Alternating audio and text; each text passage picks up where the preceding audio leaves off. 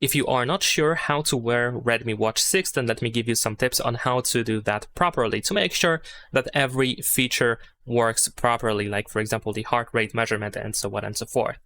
So the best way to wear the watch is by keeping it 1.5 or 2 centimeters away from the wrist bone. So you can of course do this just by keeping it close to the wrist bone but not on the wrist bone, or what the watch might also suggest you to do is you can just put your finger right next to your wrist, and then right next to it you should have your watch. Just like over here we have the watch, then there is the finger, and then I have the wrist bone right next to it. Maybe I should actually wear it just a little bit higher, but I think that is just good enough.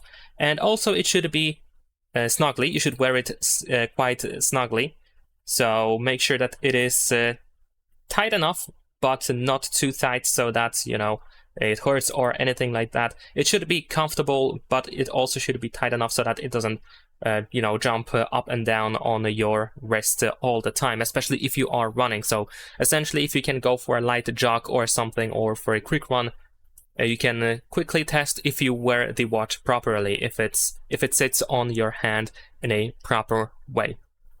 And that is pretty much it. Leave a like and subscribe.